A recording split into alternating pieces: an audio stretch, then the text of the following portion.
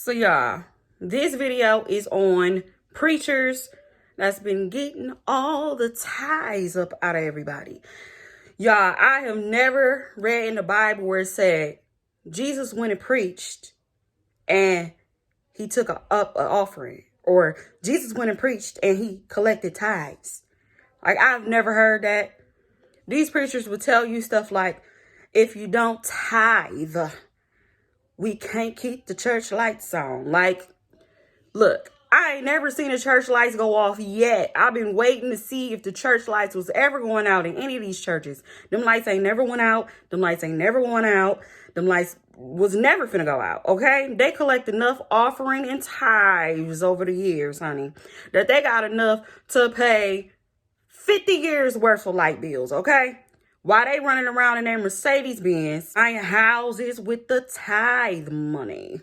Like, telling us that, well, if you don't pay your tithes, you won't be blessed. When in the Bible, the tithes that they brought into the storehouse wasn't even money. And then they try to say that, oh, because we don't have cattle and we don't have crops to bring in, so now we just use money. Well, in the beginning, they was bringing in food. So back then they had money too, but they weren't bringing money into the storehouse. So how did they switch it up and start bringing quote unquote money into the storehouse? And then on top of that, the storehouse was to distribute amongst everybody. And they only brought it in like every so many years. It wasn't like they brought it in every Sunday or every Tuesday night. Like, they brought it in like every so many years. They would stack up the storehouse and they would distribute it amongst all of the people so that everybody had an equal amount of everything and nobody was lacking anything and nobody necessarily had more. Now, in the Bible, there was a disciple and he was saying, like, he worked a job. Like, he didn't take the money from the church. He was letting them know, like, I work my own job. I'm not taking anything from the church. And that's how it was supposed to be. But that ain't how things been going. So, y'all, our country right now is under judgment. Matter of fact, the whole world is under judgment. That's what that, blood moon represented. It represented judgment. Judgment is also on the church house. So now we looking around. We don't see no church door open. Like, the churches could have been open, but now they're not. And God could have left those churches open, but they're closed wide because y'all was cutting up in a church house. Now we don't even know when everything is finna get back up and running. We don't know when the churches is finna reopen. Now, all this time, they've been trying to convince us that if we don't give our tithe, that we not going to be blessed. And that's not what God said. God just said he loves a cheerful giver. He loves a cheerful giver, and it's not to just give to the preacher and give him all these birthday bashes and give him, all of these 100 people stand up with $100. You know how much money that is? 100 people with $100.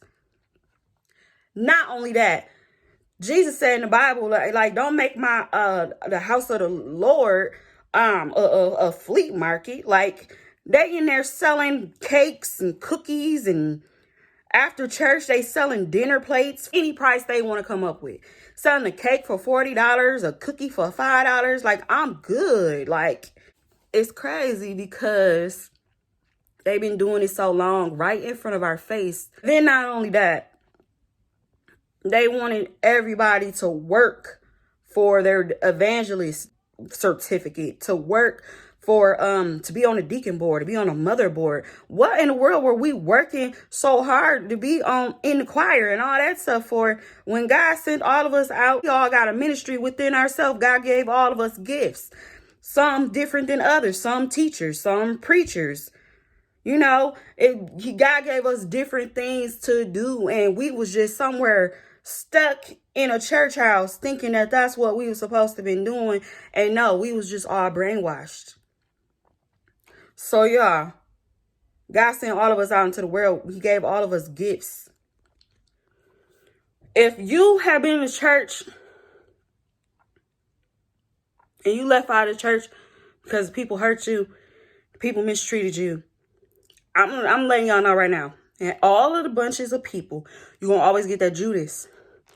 Because not everybody there for the right reasons. Not everybody there for the same reasons, okay? Well, we all supposed to be there for God, but not everybody there for that. We don't know what's going on with everybody. But I'm telling you, just because somebody might have hurt you, do not look at it as, well, God can't be real, or those Christians, I don't like them, or those, you know what I'm saying? Because you always gonna get that little hater in the bunch. You gonna get that. It was already in the Bible. That happened with Jesus. You see what I'm saying? So just be strong. And I want you today, if you feel like you've been hurt from the church, I need you to let go of that, okay? I need you to let go of that hurt. I've all been hurt in the church. The Bible even says your greatest trials will come from the household of faith. So everybody that's done been in the household of faith done already went through their greatest trials in the household of faith. So it's always like the Christians that were the baby Christians that might have couldn't hold on. But I'm telling y'all, if you've been hurt in the church, I'm going to need you to let that go. And I'm going to need you to go to God, because it wasn't God that did it to you. It was people that did it to you. It was people that were mistreating you. It was people that wasn't acting like they were saved. It wasn't God that did that stuff to you. And not only that, don't let these preachers run guilt trips on you, telling you, well, if you don't pay your tithes. And on top of that, I'm sure by now your church has the money for the building fund. And if they don't got the money for the building fund, maybe they would have it. If they hadn't took all the many vacations they done took. If they ain't been buying all the many Mercedes cars they've been buying. I just can't understand why these preachers thought that they could run a church and the house of God as a business instead of the house of God. But in today's world, they've been taking up the tithe, saying it's all for ministry. It's all for ministry. Well, if it was all for ministry, why you didn't distribute some money to the rest of the people out there so that they can do their ministry? If it was all for ministry, why is the preachers running around in $1 million houses if all the money that people's giving is for ministry, if that's what was God's will? First of all, they taking the Bible and they twist it around. They've been twisting it around for years. So how is it that they think that they're not going to get judged for that? But it was supposed to be distributed among the people. It was never just for the preacher to keep all the money.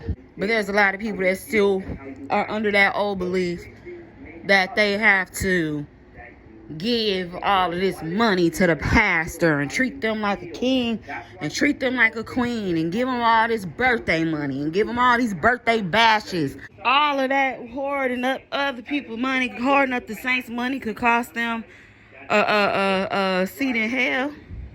And not only that, these preachers will purposely show you they gold watches, purposely show you what they doing with your money.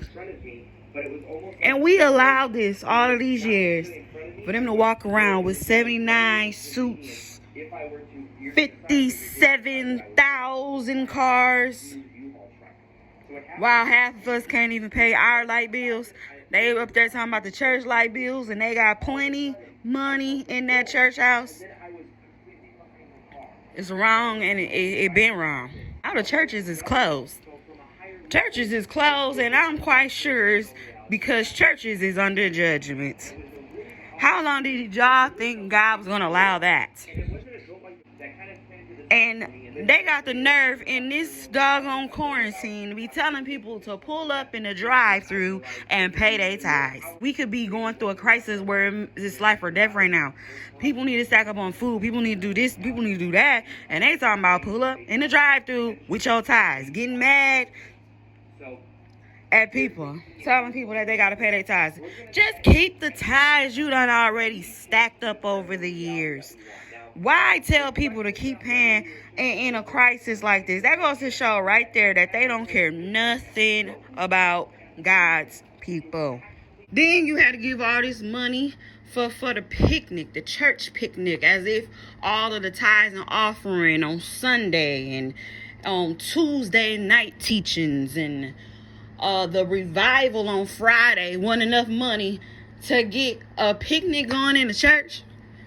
Not only that, because it's Sunday, it's 4 Sundays in a month, it's 4 Tuesdays in a month, so that's already 8 services. Then not to mention all of the extra services going on, if it's a shut-in, if it's a something, if it's a this, if it's a revival, if it's a deacon meeting. And in the meetings, they was giving money too. So how is it that you're trying to take up an offering for a picnic? Not only that, some churches don't even take up an offering for a picnic. They just ask the members of the church to bring in food.